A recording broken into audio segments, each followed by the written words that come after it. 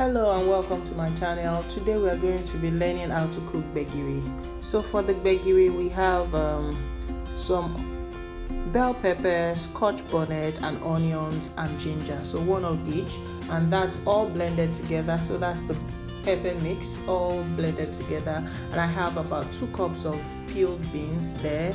I have some bouillon cubes, salt to taste, about 2 cups of palm oil and some salt to taste. So yes, I'm going to be cooking the beans in the pressure pot. So I'm putting the beans in the pressure pot and I'm cooking it in about 2 to 3 cups of water until we'll be cooking the beans until it is very soft and mushy. So I'm putting in some onions, that's half a bulb of onion all sliced together, and then we cover and allow it to cook. Remember, pressure pot cooks faster than the conventional type, so we'll check back in 20 minutes and hopefully it will be done by then. So yes, this is 20 minutes after, and let's see. So yes, that's our beans and it's all soft and mushy now, and that's what we want. Okay, I'll be testing it to so yes, that's it. It's all mushy and very soft now. So we allow it to cool down for a bit, and then we pour all the contents in the blender. Add water as you go actually. So I added about half a cup of water and I'm going to be blending it.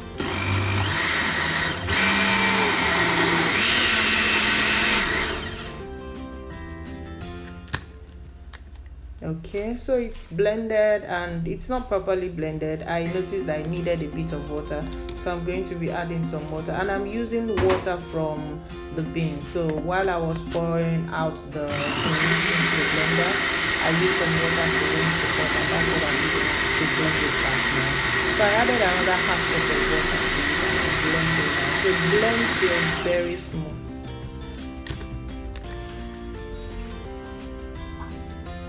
Okay, so I think yes, I'm adding the rest of the water from it, and I'm going to blend once again until I achieve the desired consistency or desired thickness. So I want it to be very, very. Okay, so we are all done now, and as you can see, it is very smooth now. So I've blended it and it's now very smooth.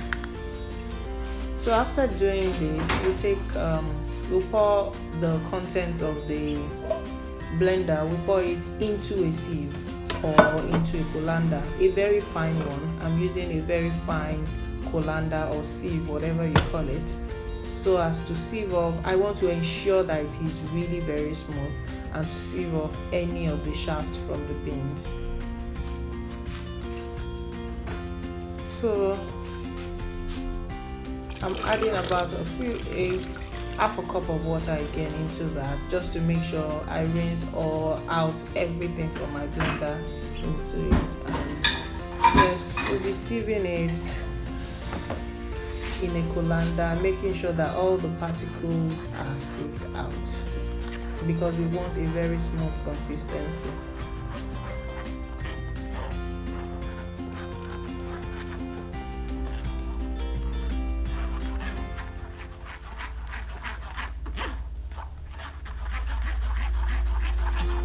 Alright, as you can see, there's still a bit of shaft in there from the beans, and that's why it is important to sieve it even after blending.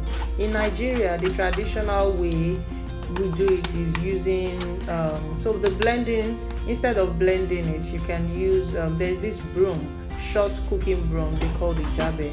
You can use it for that, but this is this is the developed world. There are better ways of doing that now, so that's why I use the blender and the sieve. So I have a clean pot on medium heat, and I'm going to allow this to get oil. I'm putting about 2 cups of palm oil or red oil.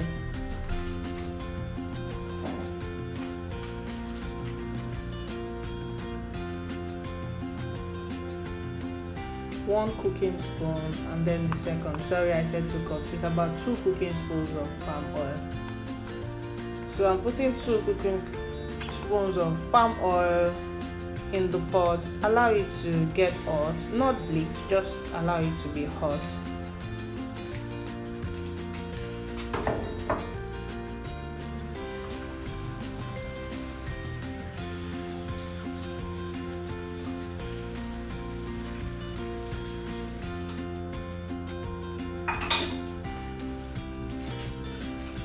So as soon as the oil is hot, then we pour in the pepper mix. Remember our bell pepper, scotch bonnet, onions, and ginger pepper mix. So we're going to pour that in and cook until it is well cooked. So I'm putting in 2 bouillon cubes.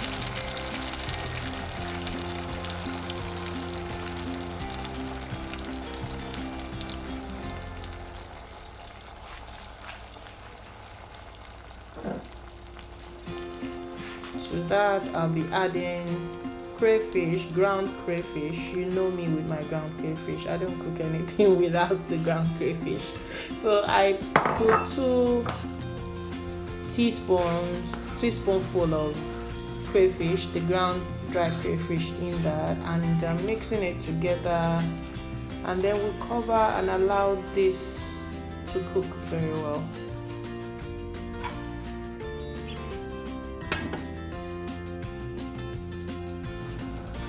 Alright, so it's been cooking for about 15 minutes now, and as you can see, the oil is all on the surface of the stew, and that means that it is well cooked. So I poured in the beans that we already see. Remember the cooked beans that we already blended and blended it till it's smooth, and we sieved it. So I poured the content of that into the cooking pot, into the stew.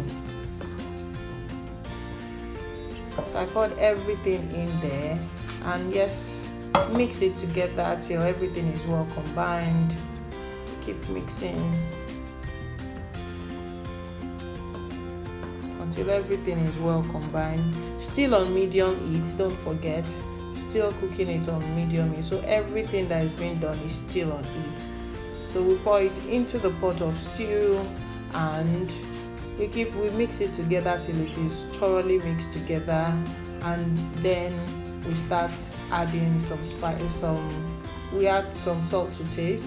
That's about 1/4 teaspoon of salt.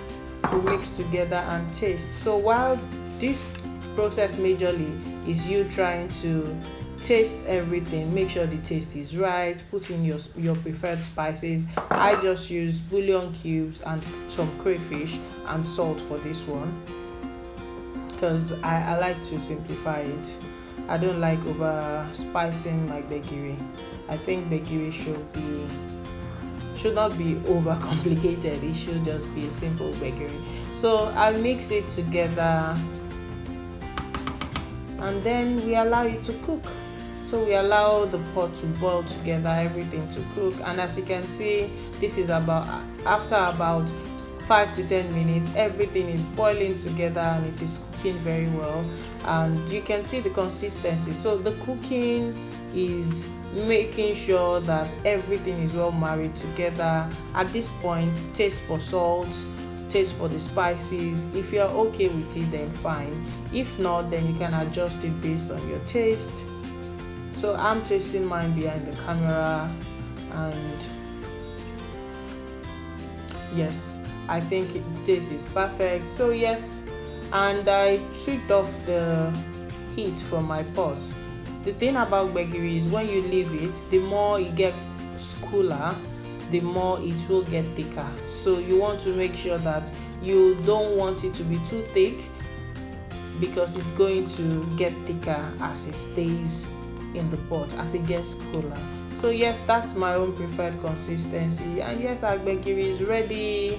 And yes, you can eat it on its own, as an appetizer, like a soup, and you can also pair it with amala and ewedu. It's called abula in Nigeria, and that's the delicacy where it is used mostly, but you can use it as an appetizer. I use mine as an appetizer when I made it, and that's the bowl of my appetizer. Do let me know how it goes. Thank you. Till I see you next time. Bye.